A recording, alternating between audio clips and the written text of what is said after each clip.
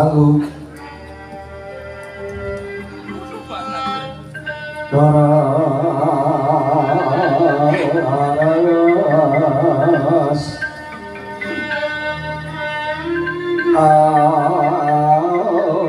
biara sara lintang kumaladap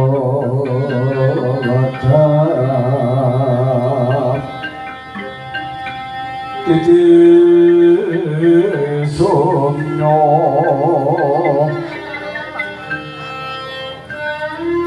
titi somyo tengera bagi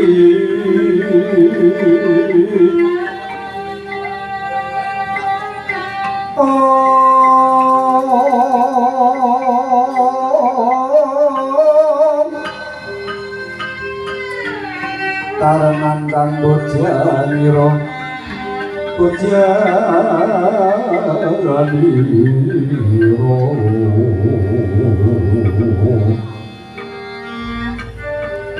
santri Jawara kang habrana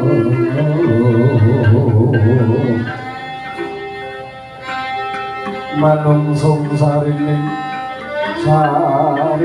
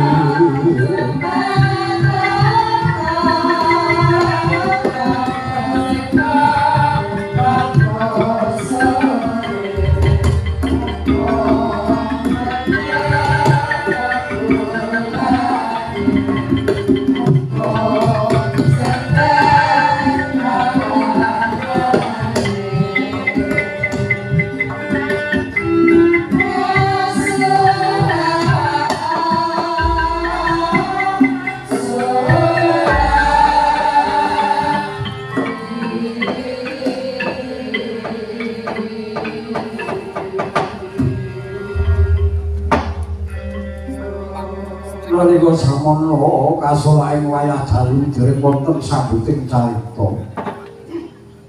Kamumu ing mangsa Manjalaras kang rinaras jati ing kandha medhepan Yaya Kadya kedheping Ramaja putri kang tinarikama.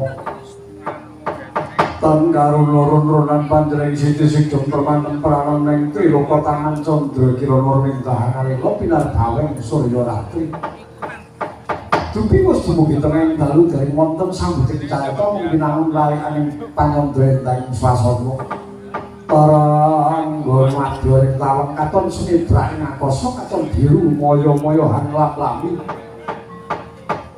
Gelaring Kartika panono kang jujur banyak angkrem gubuk kenceng jaran dawuh kukusan Joko Berek lan sak panunggalane.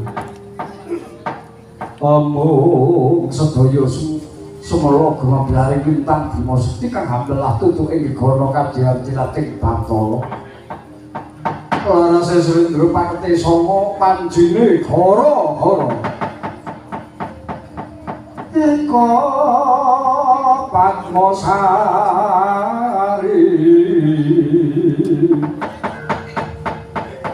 Dwi maratani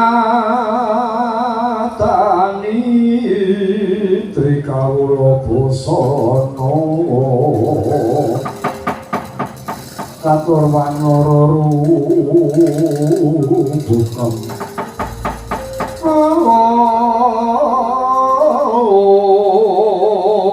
Kondo Surabangga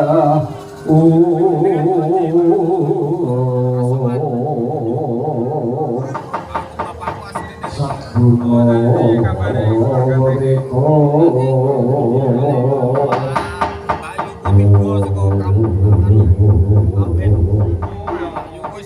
Gara-gara ujaring Kanjeng Sunan Kali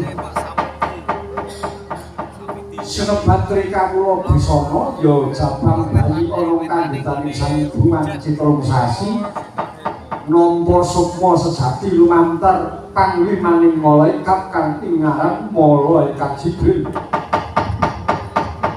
catur werna rukem wanci patang sasi nampi sifat galeping jalma ujaring Kanjeng Sunan Kalijaga kadya dene dumadine Bapak Adam Duri Kala Semana kang dumadi saka sari-sarining bumi geni Banyuwangi kasinungan watak papat sinebut Alwamah Mutmainah Amarah lan Sufiyah Sadguna pawika sakaraning guna pawika guna kautaman wewetan reka daya pancinem sasi musya nampa cupu maneh astagina kang isi wejangan kodrat lan iradat kodrat sapa jodohmu apa dalaning rezekimu lan kapan tibaning patimu wejanganing wiradat kabeh padha diwenangke ikhtiar ngulir budi manut kaprigelaning sowan-sowan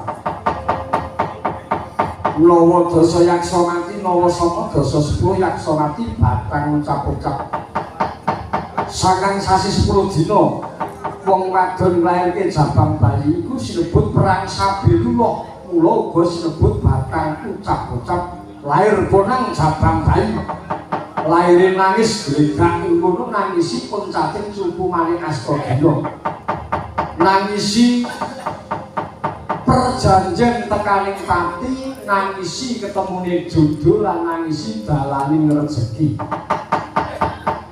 mula tangising bayiku banjur dikuatke imane kanthi wontening kuping kiwa lan tengen dipun waosaken adzan saha qomat mekaten dawuhipun Kanjeng Sunan Kalijaga lumantar kira-kiraan suluk ada-ada pathet sanga Seneka gara-gara wonten ing saged pakeliran namung kiraya ngurmati jero pepat para kawan ingkang samya gegojegan wonten ing madyaning ora-ora katon alon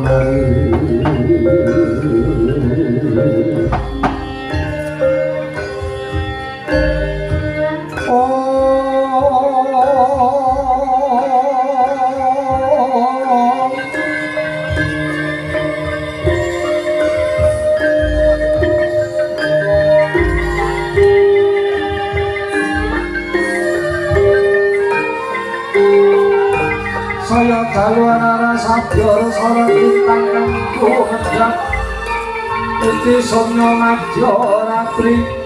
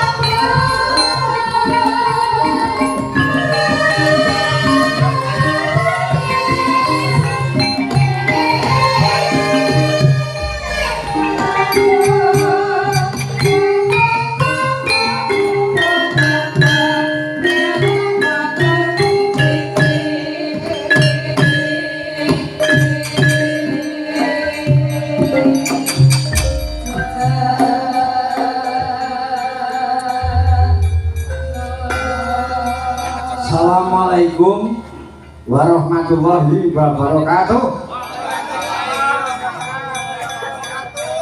tasih sami cegawon bapak sedaya. Weh, matur nuwun.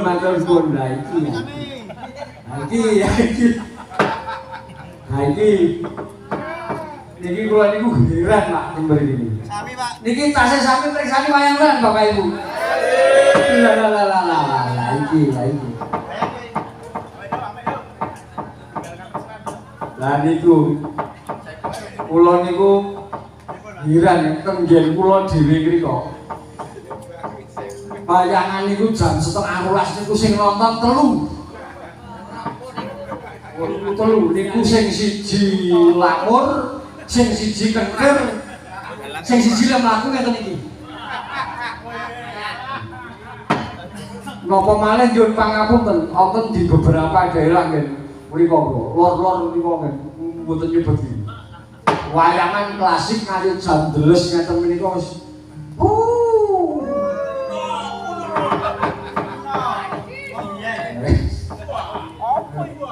wah. Wis pokoke kawit ajeng ayak jejer. Sore ayak-ayak sore iku terus wah pun niku luar biasa. Wah niku wis akeh kemerut niku nang wiyaga kula sing sepuh-sepuh iki. Apa kae. Matur nuwun ngaturaken sungkem pangabekti dhumateng para sepuh Simbah Kyai Rustami, Bapak Ibu sedaya Pak Lurah, Pak Dukuh, Mbah Hardi, Pak Pujiono lan sing panggah ugi para sutresna pamriksa pamirsa budaya Riki Purwa. Hajatipun sampun dipun aturaken kalih panitia wonten ngajeng namung ndedonga mugi-mugi mangke dados sarana kabul hajatipun pembangunan Masjid Segorati Allahumma amin. Satemah berkahi dumateng kula sak kanca Allahumma amin. Ngono, wah. Iki nggone pentumpungku kancil iki sane gek bangun musala. Nek kene Masjid Segoro ati nggone kancil kuwi musala Segoro Geni. Kulone omah saiki wis gawe musala. Alhamdulillah. Wis angger wayangan ning ndi-ndi adatku sing do dirabut ning masjid endi? Jos iki ya saiki nek nggih ngono alhamdulillah. Ora kalah. Ora yo Mbak Kanti kula tak golek Kang Gareng. Kanca-kanca Waranggono sing nang kok Mbak Kanti, Mbak Cita. Kula tak goleki Kang Gareng Bagong kalih mangke terus Gerong. Yo Mbak Cita. Sinden Gerong kalih Yabdo.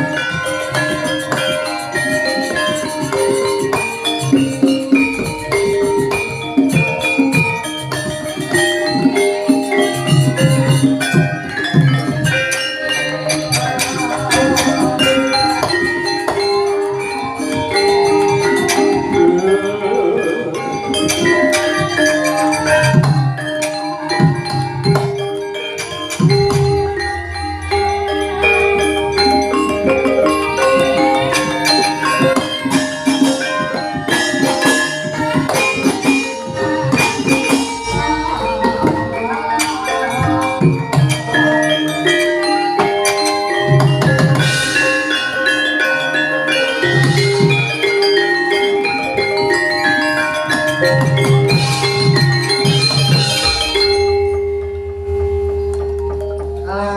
cuman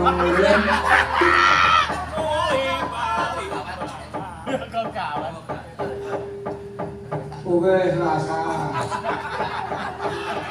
wis dienggo PKL. Iya. Kang Garing padha sehat entuk kamu jimu kamu ora ngarani sati japa. Kuwi ya sehat Dik. Kano Petrus ya sehat. Dik Bagong sehat kok ya alhamdulillah. Matur panuwun iso sowan rene Gatruk. Ya. Muga-muga dadi srana kabulajan. Alhamdulillah. Dirawuhi dening para pejabat.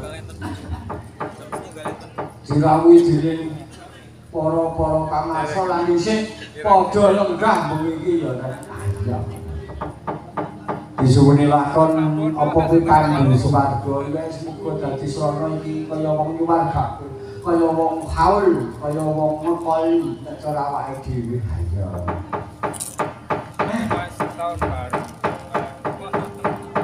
Pancen para sepuh kene sing uri-uri bab kang kaya mangkene kok nang. Kang Gareng anyar. Iki saiki ngene.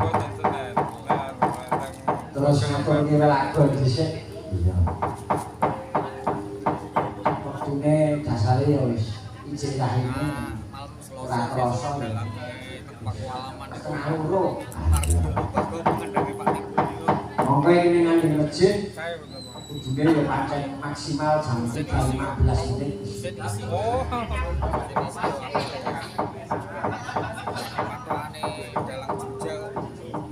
Nggih, ana jauh. Uler kambang. Oh iya, nganu Mbah Hadi nyuwun uler kambang aja nganti lali. Males kok terus monggo tapi dulu jenenge. Iya. Sindene Mbah Hadi ditari arep milih sing endi.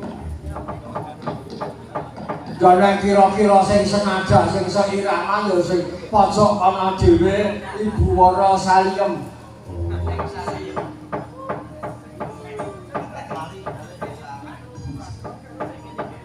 Nggih. Sindene ana pira? 1 2 3 4 5. Oh. Sing sebelah kanan dhewe sapa? Kok kae Ibu Saliem.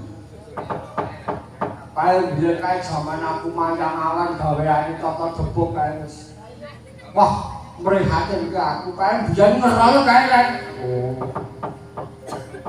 Biyen jaman aku latihan manjang anggerawan aku tata debuk manjang awan kok Bu Saliem ka beri mencok ngono wis wah. Kabeh do rumah. Saiki wingi mandhep saiki mandhep iso balik ya kan. Lah mandhep iso balik ra mosok dokter rumah sakit ana lambe kok trapesium. Wah iya. Ayo didongake muga-muga sehat. Sehat panjang yuswa berkaya anak putu kabeh. Iya. Jajare kuwi Ibu Sucita saka Purworejo. Sucita Dewi Cita. Sandinge kuwi Mbak Indah. Pinggir Sleman.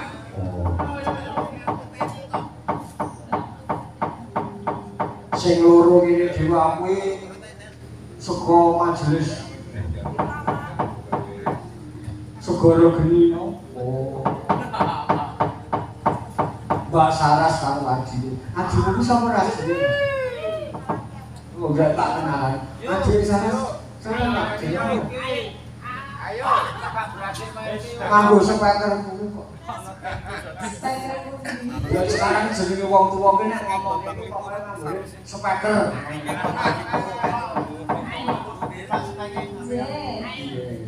Jenengmu jenengmu sapa? Yo. Nereni tepangan kula Okta, Pak. Oh, Okta. Ya. Adine Saras ya. Nggih. Main Mbak Ayu kok aku sih sering sih ketemu sih. Ya sih. Tulisannya dalam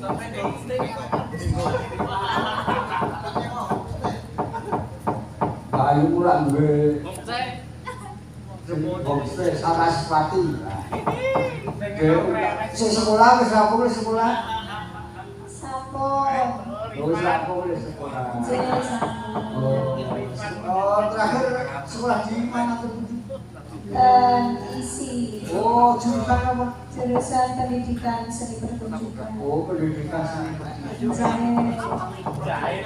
Apa kuwi pendidikan seni pertunjukan? Apa wong seni iki iso dididik apa? Oh, iya. Kuwi leading-e sapa ning sini? Leading-e Toyib kok. Halo. Leading-e Toyib. Aduh, sakit. Kayak seni pertunjukan bidang studi Jakilan.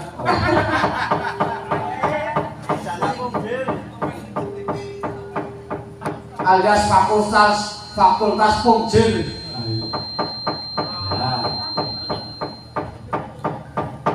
Mbak Oka, matur dulu. Oke. Nah, Oke, Bang. aku guys jajan enggak. Kamu rasa tua. Aku mulai umure anakku lah. Iya, pancen tekan mangsane wis tuwa. Aku wis duduk sing lajeng wayang lho bunjer kok aku. Aku yo wis umur lha to duduk sing lajeng wayang yo error lah wis kan. Aku muni boyo dewa. Oh, sae.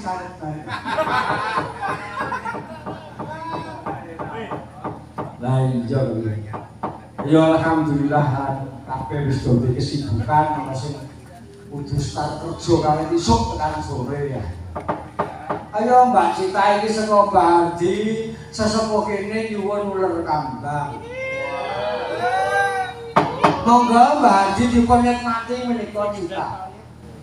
Badhe uler kambang. Mangke barika menawi Mbak Haji badhe langkung jos malih mangke ngrungokaken gurunipun wiyaga kula sing arane Toyib.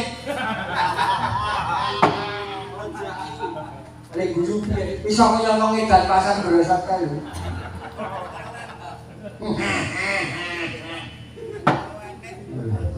Pacane wae.